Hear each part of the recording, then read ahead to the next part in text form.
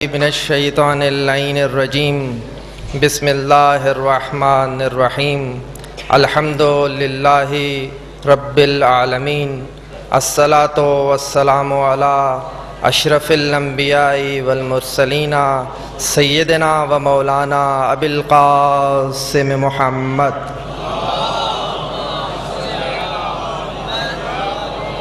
والصلاۃ والسلام علی اہل بیت الطیبین الطاہرین المعصومین المظلومین المنتجبین المنتخبین اما بعد فقد قال اللہ تبارک و تعالی فی کتابہ المحکم و خطابہ المتقن وقولہ احسن بسم اللہ الرحمن الرحیم رب اشرح لی صدری ویسر لی امری واحلل عقدۃ من لسانی یفقہوا قولی بآواز بلند ترین صلوات۔ ماتھور لکھنوی انڈیا کا ایک شاعر ہے، وہ کہتا ہے کہ یہ کیسے مسلمان ہیں، جام پہ جام پیا پھر بھی مسلمان رہے، قتل اماموں کا کیا پھر بھی مسلمان رہے، جام پہ جام پیا پھر بھی مسلمان رہے، قتل اماموں کا کیا پھر بھی مسلمان رہے، ہے یہی دین تو اس دین سے توبہ ماتھور، ہے یہی دین تو اس دین سے توبہ ماتھور، شک پیمبر پہ کیا پھر بھی مسلمان رہے۔ ماتھور لکھنوی سے کسی نے کہا کہ تم اہل بیت کی شان میں بہت شاعری کرتے ہو، کیا تمہیں معلوم ہے کہ شیعان حیدر کرار کو اس سے تقویت ملتی ہے، اور وہ یہ عقیدہ رکھتے ہیں کہ جتنے بھی ہندو ہیں وہ مرنے کے بعد ہمیشہ جہنم میں رہیں گے، تو تم ایسی شاعری کیوں کرتے ہو جس سے ان کو تقویت ملے، لیکن وہ تمہارے بارے میں تو ہمیشہ ایسی باتیں کرتے ہیں کہ مرنے کے بعد تم جہنم میں رہو گے۔ تو ماتھور کیا کہتا ہے کہ جنت میں یہ کہتا ہوا گھس جاؤں گا ماتھور، جنت میں یہ کہتا ہوا گھس جاؤں گا ماتھور، شبیر کے قدموں کے نشاں ڈھونڈ رہا ہوں۔ صلوات پڑھیے محمد و آل محمد کو۔ اس علیم و خبیر خدا نے سچائی پر مبنی ایک ایسی آسمانی کتاب حبیب خدا کے ذریعے سے ہم پر نازل کی ہے کہ جو اپنے اندر موجود حالات و واقعات کو اس سلیقے سے بیان کرتی ہے کہ جس کو جس دور میں بھی تلاوت کی جائے ایسے معلوم ہوتا ہے کہ اسی دور کے لیے یہ قرآن نازل کیا گیا ہے۔ زبور بھی اللہ کی کتاب ہے، انجیل بھی اللہ کی کتاب ہے، اور توریت بھی اللہ کی کتاب ہے، لیکن تمام آسمانی کتابیں تھیں، معجزہ نہ تھیں۔ یہ امتیاز بھی قرآن مجید کو حاصل ہے کہ وہ صرف آسمانی کتاب نہیں بلکہ اس کا ہر لفظ معجزہ ہے، اس کا ہر حرف معجزہ ہے، اس کا ہر نقطہ معجزہ ہے۔ ایسی بابرکت کتاب ہے کہ اس کو لانے والا فرشتہ اتنا بڑا ہو گیا کہ اس جیسا کوئی فرشتہ نہیں۔ جس رات میں یہ کتاب نازل ہوئی اس جیسی کوئی رات نہیں، جس مہینے میں یہ کتاب نازل ہوئی اس جیسا کوئی مہینہ نہیں۔ تو مجھے سمجھ نہیں آتی، یہ کتاب ایسی ہے کہ اس جیسی کوئی کتاب نہیں۔ جو فرشتہ اسے لے کر آیا وہ اس کی برکتوں کی وجہ سے سید ملائکہ ہو گیا۔ جس رات میں یہ نازل ہوئی وہ رات لیلۃ القدر ہو گئی، اور جس مہینے میں یہ نازل ہوا وہ مہینہ سید الشہور ہو گیا۔ تو پھر جس قلب مصطفیٰ پہ یہ نازل ہو وہ مصطفیٰ تجھ اور مجھ جیسا عام انسان کیسے ہو سکتا ہے؟ مصطفیٰ بہت بابرکت ہستی ہیں۔ اگر یہ پوری کائنات میں جو رنگ و بو آپ دیکھ رہے ہیں یہ محمد کی وجہ سے ہے۔ اگر محمد نہ ہوتے تو کیا ہوتا؟ نہ آدم ہوتا، نہ آدمی، نہ قرآن ہوتا، نہ تلاوتیں، نہ دین ہوتا، نہ ریاضتیں، نہ مسجدیں ہوتی، نہ عبادتیں، نہ ای ہوتا، نہ آ، نہ جی ہوتا، نہ جنا، نہ فلک ہوتے، نہ طور، نہ ملک ہوتے، نہ حور، نہ زمین ہوتی، نہ آسمان، نہ شجر ہوتا، نہ یہ نشان، نہ کوئی گنہگار ہوتا، نہ شفاعتوں کا کاروبار ہوتا، ارے نہ کوئی یوسف ہوتا، نہ کوئی خریدار ہوتا۔ اس لیے جشن عید میلاد النبی کا سما ہے، ہر جگہ چراغاں ہے۔ میں منبر رسول پر بڑے وثوق سے علماء کی موجودگی میں ذمہ داری سے یہ عرض کر رہا ہوں کہ جشن عید میلاد النبی منانے کا حق بھی سب سے زیادہ شیعان حیدر کرار کو ہے، کیونکہ یہ شیعہ ہی ہیں کہ جن کا عقیدہ ہے کہ حضور ولادت کے وقت نبی تھے، ورنہ باقیوں کے نزدیک تو محمد پیدا ہوئے ہیں، باقیوں کے نزدیک تو مصطفیٰ پیدا ہوئے ہیں۔ ابھی نبوت کا اعلان، رسالت کا دعویٰ 40 سال بعد کرنا ہے، تو اس لیے انہیں لکھنا چاہیے جشن عید میلاد محمد، جشن عید میلاد مصطفیٰ۔ یہ بھی شیعان حیدر کرار کو ان کا دیا ہوا تحفہ ہے، کیونکہ ہمارا عقیدہ ہے کہ نبی بن کے نبی آتا ہے، آ کے نبی نہیں بنتا۔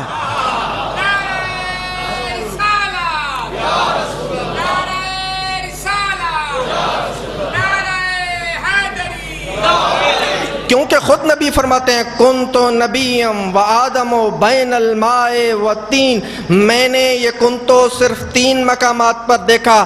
ایک کنتو اللہ نے اپنے لیے استعمال کیا، کہا کنتو کنزن مخفیہ، میں چھپا ہوا خزانہ تھا، میں نے اپنی معرفت کے لیے محمد کو خلق کیا۔ دوسرا کنتو محمد کے لیے آیا، خود محمد فرماتے ہیں کنتو نبیم وآدم بین الماء والتین، میں تب بھی نبی تھا جب آدم پانی اور مٹی کے درمیان موجود تھا۔ تیسرا کنتو علی کے لیے آیا۔ اگر حاضرین محفل میں سے کسی کا تیسرا کنتو پہ یقین نہیں تو اس کی بخشش نہیں ہو سکتی۔ تیسرا کنتو نبی نے علی کا بازو پکڑ کر خم غدیر کے میدان میں پالانوں کے منبر پہ تپتی دھوپ میں کہا من کنتو مولا ہو فہذا علی مولا۔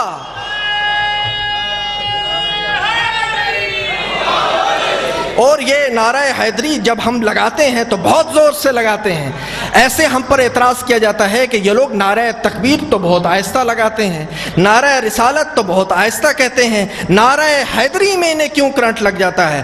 آئیے میں اس کا جواب دیتا ہوں۔ اور نعرہ تکبیر کا جواب اللہ اکبر آہستہ دیتے ہیں، آہستہ دینا چاہیے۔ نعرہ رسالت کا جواب یا رسول اللہ آہستہ دیتے ہیں، آہستہ دینا چاہیے۔ نعرہ حیدری کا جواب اونچا دیتے ہیں، اونچا دینا چاہیے۔ کیوں کہ ہمارا مقابلہ اگر خدا کے منکروں سے ہوتا تو ہم اللہ اکبر اونچی آواز سے کہتے، اگر ہمارا مقابلہ رسول اکرم کے منکروں سے ہوتا تو ہم یا رسول اللہ اونچی آواز سے کہتے۔ ہمارا مقابلہ علی کی ولایت کے منکروں سے ہے۔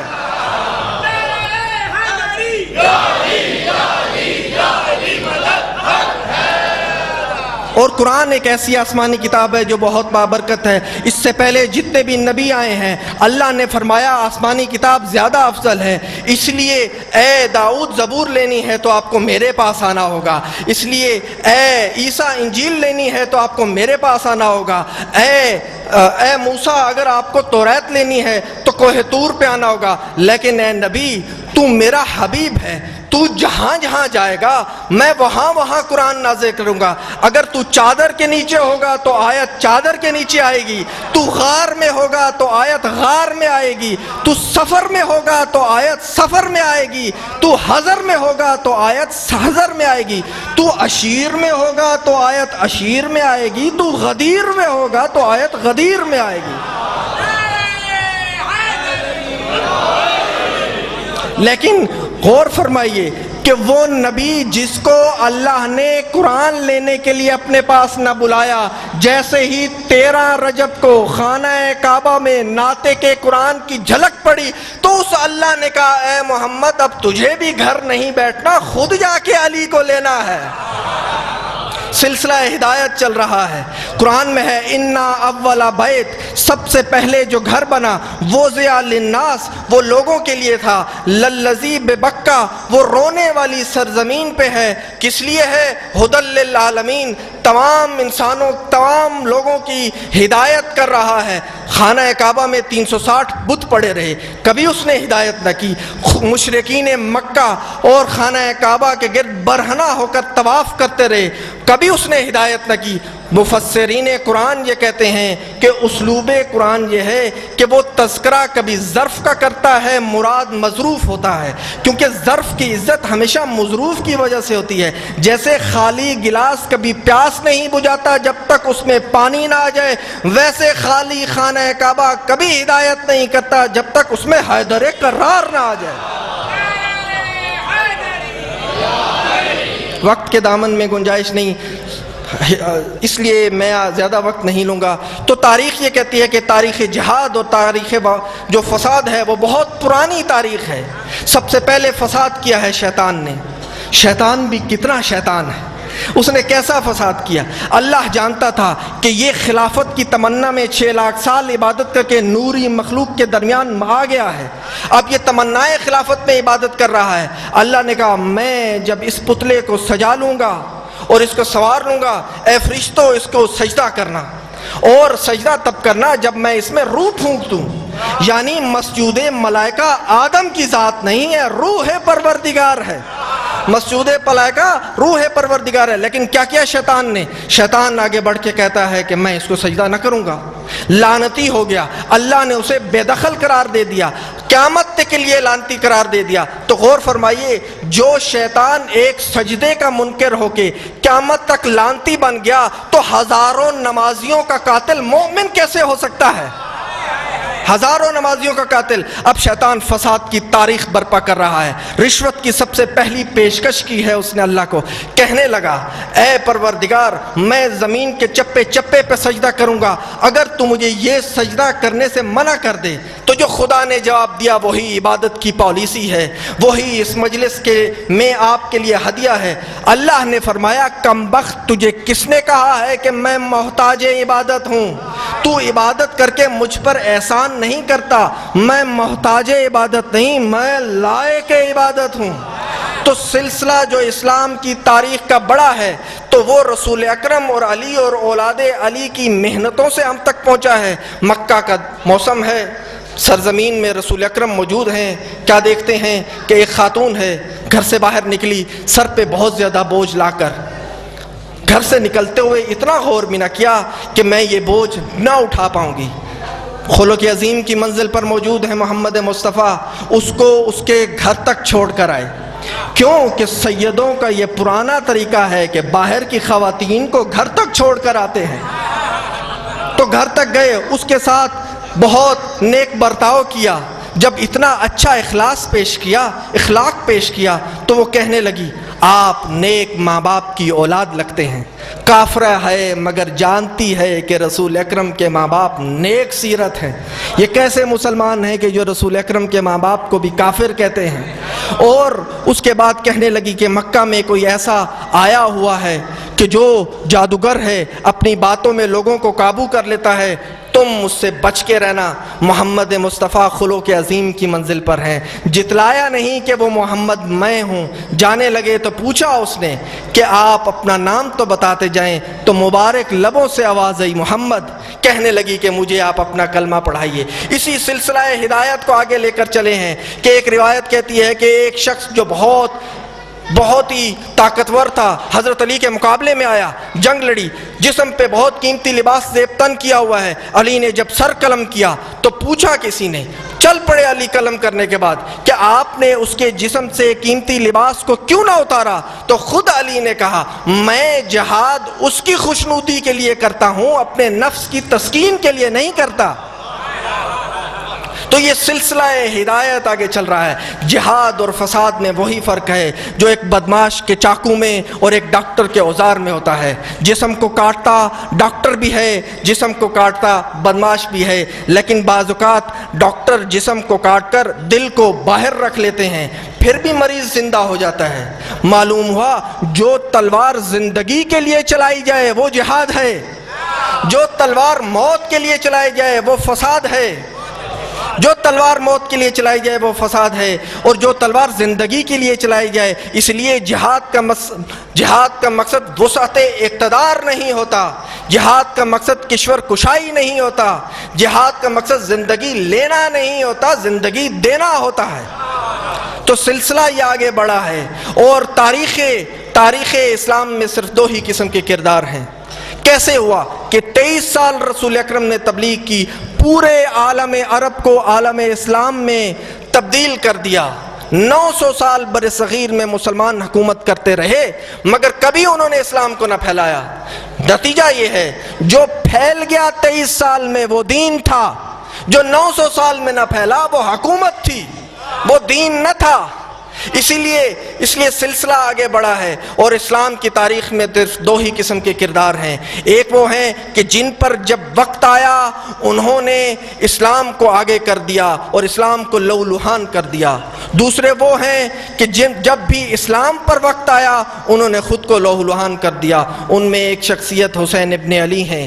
حسین 1400 سال پہلے سرزمین عراق کی ریگستان میں قتل ہوئے ہیں۔ وہ کوئی عام ہستی نہیں تھے، وہ رسول کے نواسے تھے، علی و بطول کے لخت جگر تھے۔ مگر ہوا کیا، اس کے بعد اس وقت کی حکومت نے اپنی تمام تر طاقتوں کو صرف کر کے حسین ابن علی کے قاتلوں کو چھپانا شروع کر دیا۔ مگر یہ مشیت پروردگار تھی یا ارادہ خداوندی تھا کہ اللہ نے ایک ایسی قوم پیدا کر دی جو ماتم کی تھاپ ہو، زنجیر کی چھنکار ہو، تقریر کرنے والے کا لہجہ ہو، منقبت خاں کی شاعری ہو، شب بیداری ہو، عزاداری ہو، جلوس ہو، سب نے مل کر حسین ابن علی کے ذکر کو زندہ کر دیا۔ مگر ایک مرتبہ پھر پاکستان کا معروف عالم ٹی وی پر بیٹھ کر کہہ رہا ہے کہ یزید حسین ابن علی کے قتل میں ملوث نہیں ہے، وہ یزید کو حسین ابن علی کے قتل سے بری و ذمہ کر رہا ہے۔ اب جب یہ بات کھلے عام ہو گئی ہے تو پھر میری بھی ذمہ داری بنتی ہے کہ میں بھی ممبر پہ کھڑے ہو کر حسین ابن علی کا دفاع کروں۔ پورے دن کا مسلمان بن، آدھے دن کا مسلمان کیوں بنتا ہے؟ ایک کام کرتے ہیں، 2 مجمع بلاتے ہیں، 2 اشتہارات چھپواتے ہیں۔ ایک اشتہار حسین ابن علی کا نام کا چھپواتے ہیں، ایک اشتہار یزید ابن معاویہ کا نام کا چھپواتے ہیں، ایک مجمع حسین ابن علی کا نام کا بلاتے ہیں، ایک مجمع یزید ابن معاویہ کا نام کا بلاتے ہیں۔ تو اس مجمع میں یزید کی ماں کا کردار پڑھ، میں اس مجمع میں حسین کی ماں کا کردار پڑھتا ہوں۔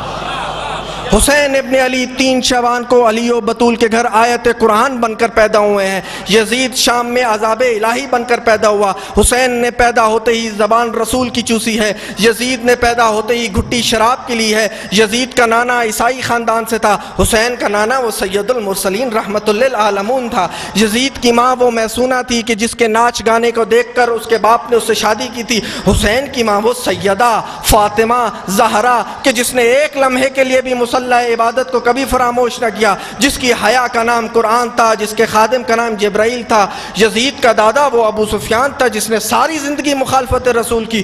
حسین کا دادا وہ ابو طالب تھا جس نے ساری زندگی حفاظت رسول کی۔